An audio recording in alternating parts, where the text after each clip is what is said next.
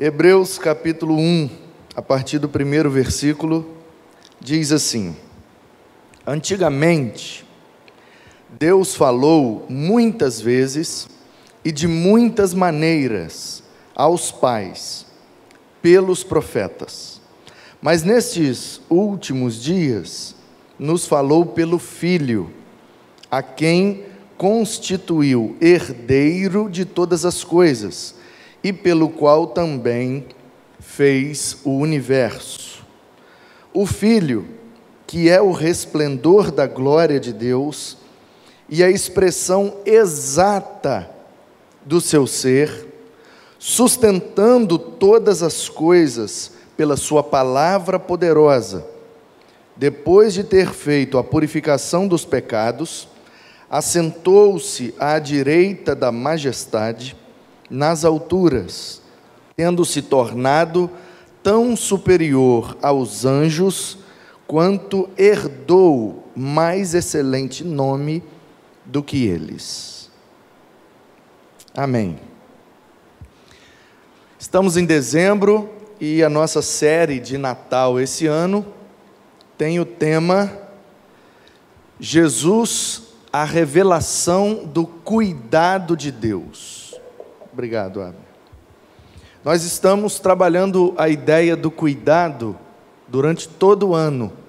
O ano inteiro nós trabalhamos, nós aprendemos, nós refletimos o cuidado. Então, o cuidado de Deus é revelado de forma mais gloriosa, mais plena, ou como diz o escritor aos Hebreus, de forma mais exata em Jesus. Eu acho essa frase muito interessante, curiosa e muito emblemática. O Filho, que é o resplendor da glória de Deus e a expressão exata do seu ser. A expressão exata. Isso aqui, no original, quer dizer que a ideia da expressão exata é: se alguém pudesse reproduzir uma imagem, qual seria a melhor maneira de reproduzir essa imagem? Então hoje nós temos a tecnologia, hoje nós temos as câmeras, gravação em vídeo. Então assim, a ideia do texto é que antigamente Deus falou através dos profetas. E aí, como profetas aqui, a gente deve entender tudo que Deus fez para se revelar até chegar em Jesus. Ou seja, Ele criou todas as coisas. Então, a natureza revela Deus, revela. Quando você observa a complexidade, quando você observa a beleza, quando você observa a harmonia da natureza, isso pode revelar Deus para você. Diante de uma imagem muito bonita, você pode perceber que o criador daquela imagem é alguém diferenciado. Então, quando a gente olha um quadro, por exemplo, quando a gente olha um quadro muito bem pintado, e tem quadro que de tão bem pintado parece até foto. Então quando a gente vê assim um quadro pintado muito perfeito, e agora tem até a técnica de 3D, você olha e parece que a imagem está em 3 dimensões, você vê a profundidade, não só a altura, a largura, mas também a profundidade dos objetos. E aí quando a gente vê um desenho, alguém desenha algo, que seja com um lápis preto, numa folha de papel branca, um simples desenho que é muito próximo da realidade, isso causa um impacto na gente. Como é que pode alguém desenhar tão bem que nos faz confundir o desenho com a realidade? Então, quando o escritor aos Hebreus fala da expressão exata, ele está dizendo exatamente isso. Deus se revelou de várias maneiras. Deus se revelou na natureza que Ele criou, Deus se revelou nas palavras que Ele falou através dos homens e mulheres que Ele usou ao longo de toda a história. Ele falou através de muita gente, Ele inspirou muita gente para escrever o que Ele queria deixar registrado para nós.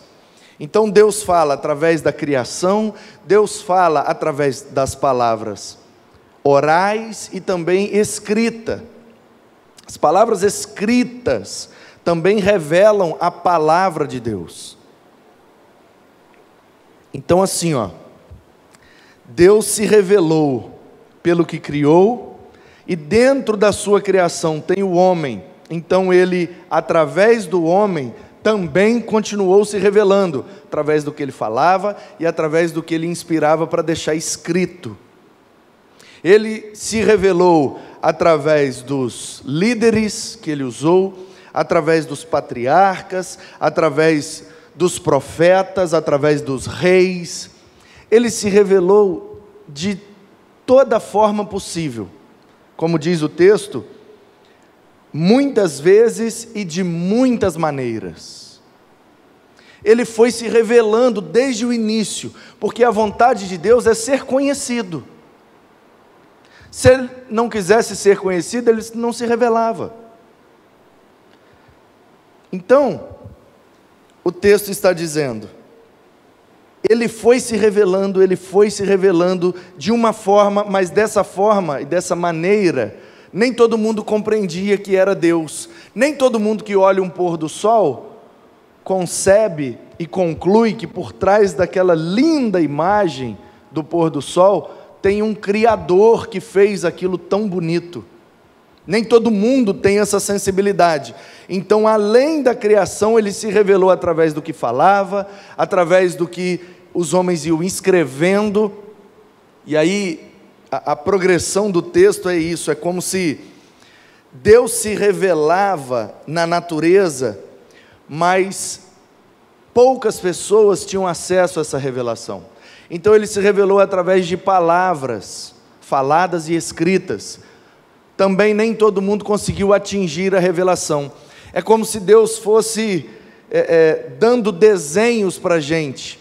Então, como alguém olhar uma paisagem e querer reproduzir aquela paisagem, mas primeiro reproduzia preto e branco, depois usava 2, 3 cores, depois usava 5, 6 cores, e por último usava todas as cores possíveis. E aí a imagem se revela mesmo na expressão exata, ou seja, muito próximo da realidade. É isso que significa essa expressão exata, é muito próximo da realidade. E às vezes, eu não sei se acontece com vocês, mas às vezes, eu tiro foto de algumas coisas, e hoje com as ferramentas que nós temos e as possibilidades tecnológicas, às vezes eu estou vendo assim, vocês sabem que eu gosto muito de pôr do sol, então eu estou vendo um pôr do sol com o meu olho, ou o sol nascendo, né, na janela do quarto da Lara lá em casa, dá lá para a praia. Então quando eu estou acordado no momento em que o sol está nascendo, não tem um dia que eu esteja acordado e o sol nascendo que eu não vá lá na janela conferir, deixa eu ver como é que está hoje. Nem todo dia está tão bonito, mas no dia que está bonito eu registro, eu tiro uma foto e tal.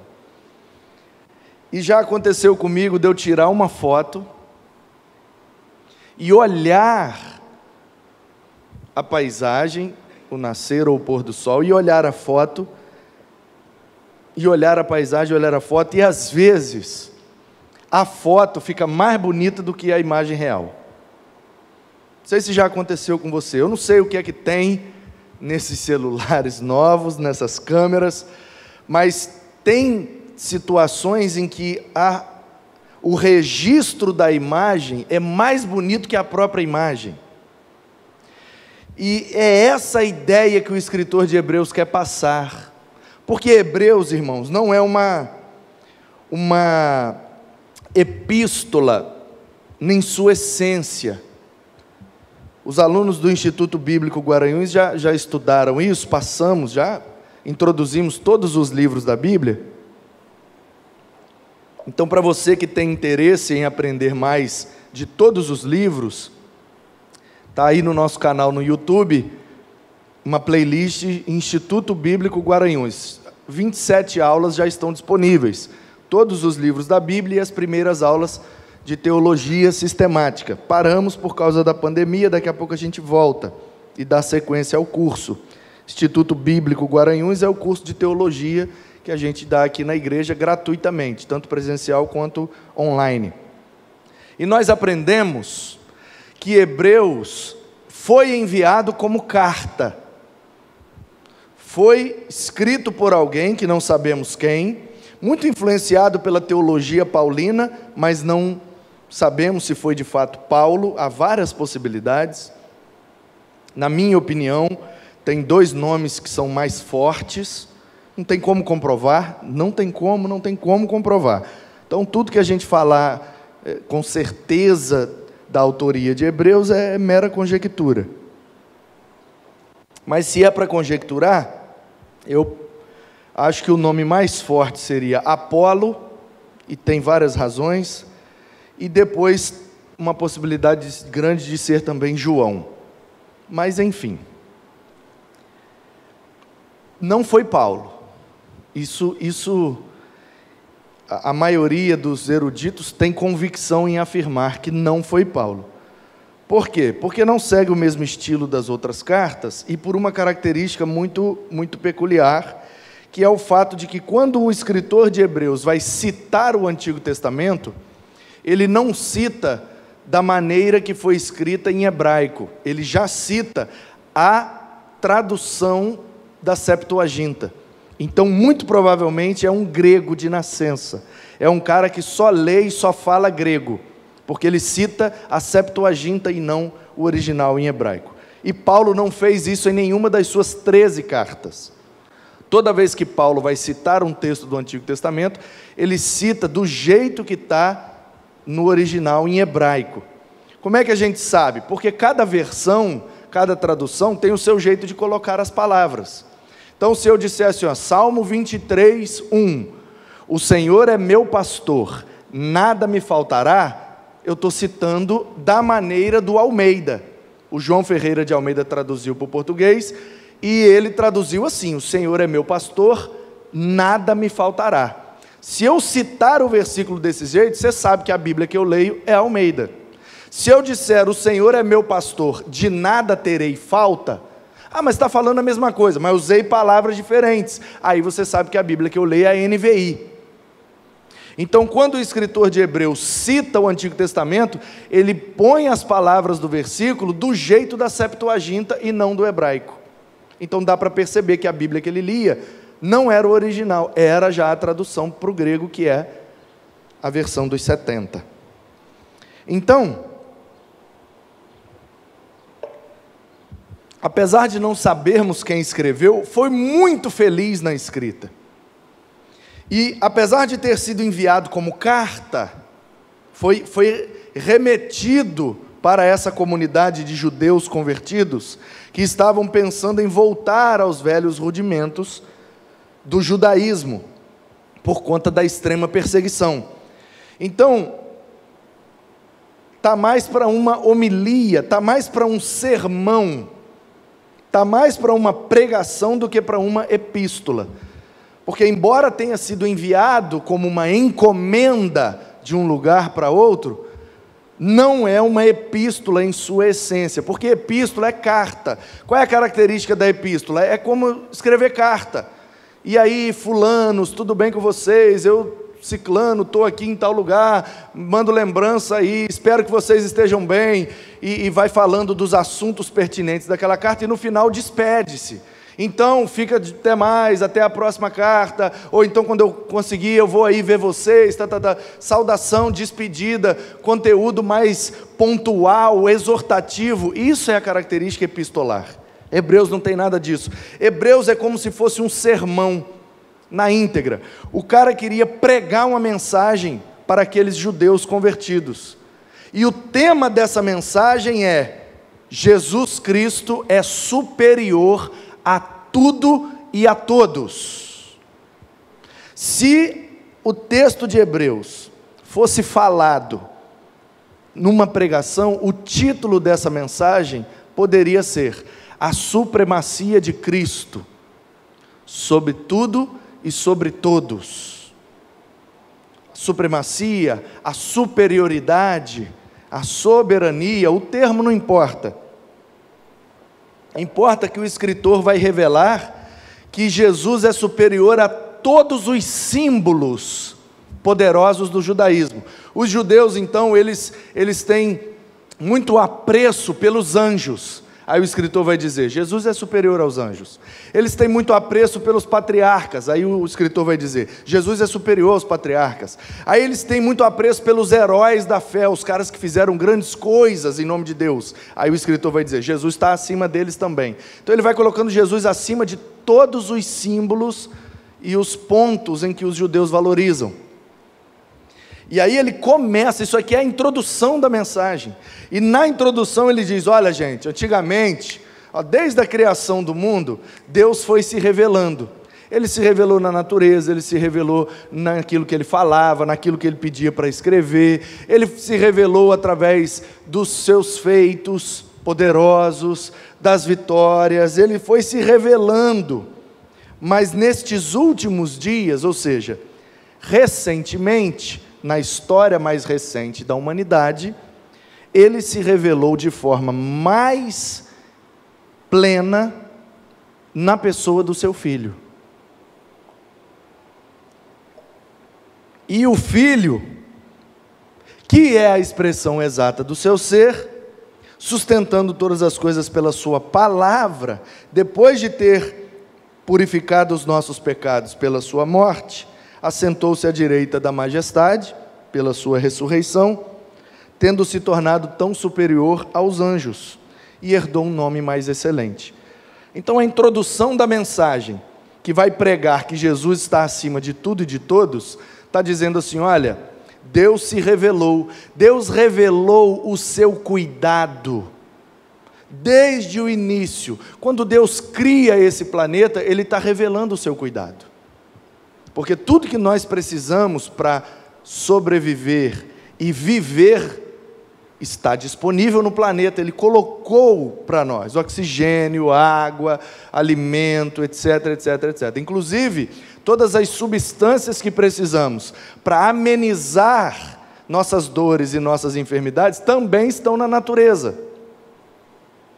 Então Deus deu a vocês o seu cuidado, de vocês terem como nascer, crescer, reproduzirem e morrer da melhor maneira possível. Não tem como mais ser perfeito, porque pecaram, mas vai ser o melhor possível, dentro das limitações do pecado. Nosso Deus, que bênção, hein? Olha como Deus cuida da gente. Ele fez o planeta com tudo que a gente precisa. Mas nem todos têm essa consciência, nem todos têm essa percepção.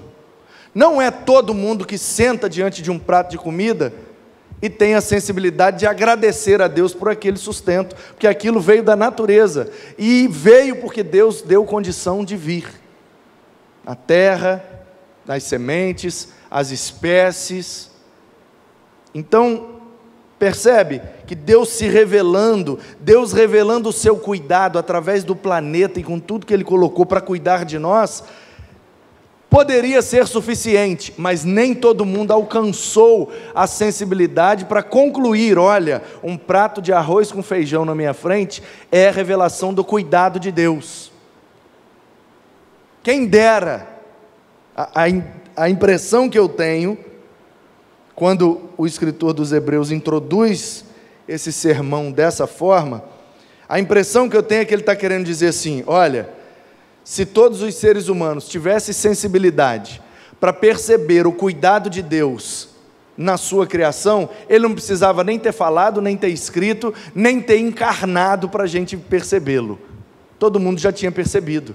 Mas como nem todo mundo consegue perceber que Deus cuida da gente o tempo todo, então ele precisou falar, ele precisou deixar escrito, e ainda assim tem muita gente que não conseguia perceber. Então ele precisou descer e vir aqui para conversar com a gente, para ver se a gente entendia. E mesmo assim, ainda tem gente que não entende.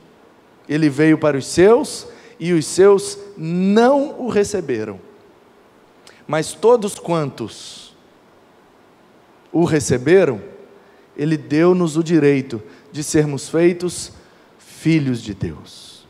Portanto, Jesus é o Filho de Deus, que veio a este mundo para revelar de maneira exata quem é Deus e o cuidado que Ele tem por nós. Porque aquele que não poupou o seu próprio Filho, como nos privaria de alguma coisa? Se Ele deu o seu Filho para cuidar de nós, para que nós pudéssemos ter os pecados perdoados, e ir com Ele, como Ele está assentado à destra do Pai, nós também estarmos lá diante do Pai, do Filho e do Espírito, por toda a eternidade. Então, queridos, Jesus é a revelação exata do cuidado de Deus. O Jonas, que é das exatas, pode ter mais facilidade em entender essa ilustração. Quando você vai fazer uma conta, Jonas, você tem lá um emaranhado de números, potência, multiplicação, divisão, entre parênteses, colchete, aquela loucura toda. Aí tem um X lá no meio daquele monte de número tem um X, descubra o valor do X. Misericórdia, eu não sei nem por onde começar. Mas quem é de exatas e sabe fazer conta, eu não sei o Jonas, eu que não sou muito de exatas, eu nunca tive dificuldade, mas também nunca tive muito apreço. Aí você vai fazendo a conta, eu pelo menos eu entendia, para poder tirar a nota, porque tem que ter a nota para passar, então eu procurava entender e fazia. Agora, quando você vai, multiplica para lá e para papai, regra de 3, e vai, multiplica, vai para cima, vem para baixo, blá, blá, blá, aí de repente você, X é igual a tá. E aí você pega aquele valor, joga lá no X e, caramba, deu certinho, o X é igual a isso mesmo. Não dá não dá? Ai, não dá uma sensação, um negócio assim, uma leveza, nossa, que delícia. Leva a você que está na engenharia, né? Dá um prazer. Então, queridos, o que o escritor de Hebreus está dizendo aí é exatamente isso.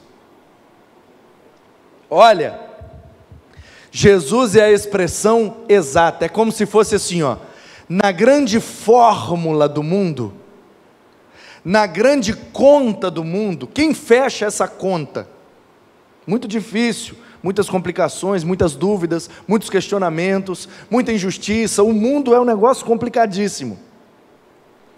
Então é como se Deus dissesse assim, olha, eu fui ensinando para vocês uma continha de somar, depois eu ensinei uma continha de diminuir, depois eu ensinei a multiplicar, depois eu ensinei a dividir, depois eu fui ensinando, então é como se fosse assim, ó, Deus foi ensinando matemática para a gente, desde a continha mais fácil, até chegar naquela conta extremamente difícil, onde a gente deveria achar o valor do X, e quando a gente terminou a conta, a gente descobriu que o X é Jesus. Ou seja, não importa qual é a dúvida, não importa qual é o questionamento, não importa qual é a complexidade do problema, Jesus sempre vai se apresentar como uma solução. Ele é sempre a resposta certa. Então o escritor está dizendo, olha, se tivéssemos que fazer uma conta, se temos que falar de exatidão, então Jesus é a revelação exata de Deus. Tudo que Deus quer para você, tudo que Deus quer por você, tudo que Deus quer em você, tudo que Deus quer através de você e apesar de você, está em Cristo. Senhor, o que eu faço nessa situação? O que Jesus faria? A resposta exata é o que você tem que fazer. O que eu faço diante disto? O que Jesus faria. Deixa eu ver. Jesus faria isso, então é isso. Exatamente o que você tem que fazer. Percebe, irmãos? Ele é a revelação exata de Deus. Não importa a dúvida, não importa o questionamento, não importa a crise. Qual é a sua dificuldade? Olhe para Jesus e Ele será a resposta exata para o problema que está diante de você, seja qual for. Qual for. Ah, pastor, mas eu estou com um problema no meu casamento. Como é que eu vou olhar para Jesus? Porque Jesus nunca foi casado. Então como é que eu vou aprender com Jesus a como ser marido? Ora, é simples. Se você for um ser humano igual a Jesus, consequentemente você será um bom marido. Sim ou não? Ah, pastor, meu problema é com meu marido. Como é que eu vou aprender com Jesus a como ser uma esposa boa? Olha, imite a Jesus em tudo e consequentemente você será uma boa esposa.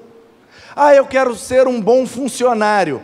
Imite a Jesus e consequentemente você será um bom funcionário. Porque Ele é a revelação exata de Deus.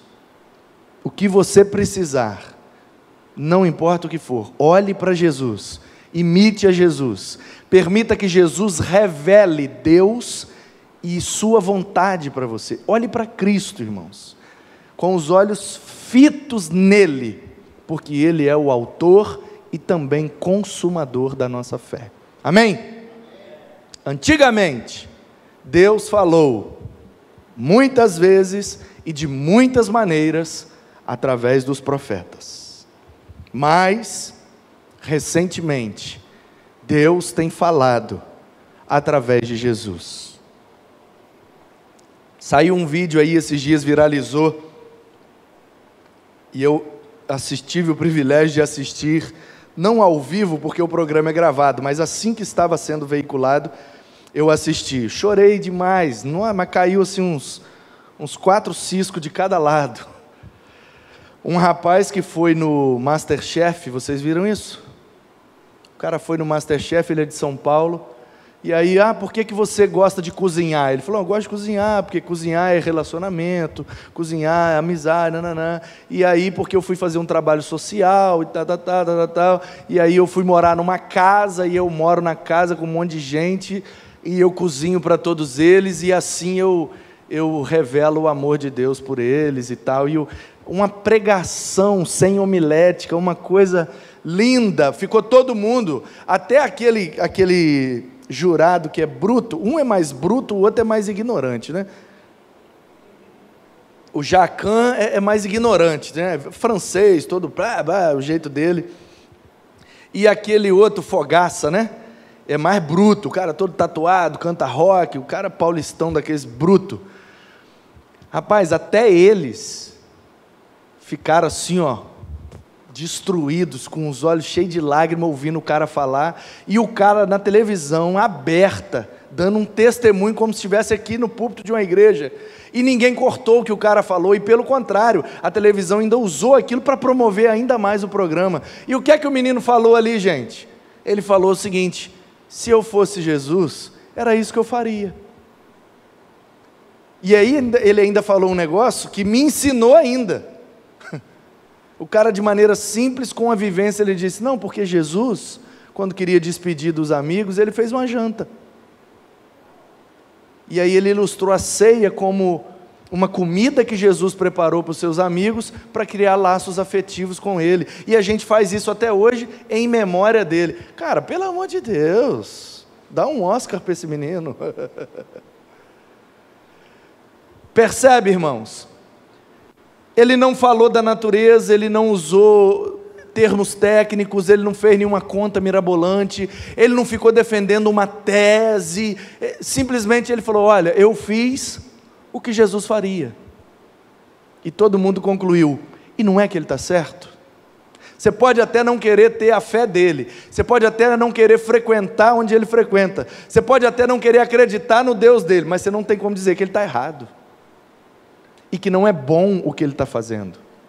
É aquela ideia, pega-se mais moscas com uma gota de mel do que com um barril de vinagre. Ao invés da gente ficar batendo naquilo que está errado, por que a gente não fala do que a gente faz, se o que a gente faz é certo?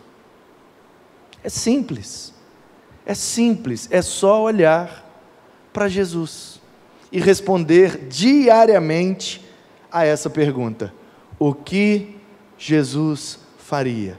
Se ele é a revelação exata do cuidado de Deus, fazendo o que ele faria, eu também serei a exatidão de Deus para qualquer problema desse mundo.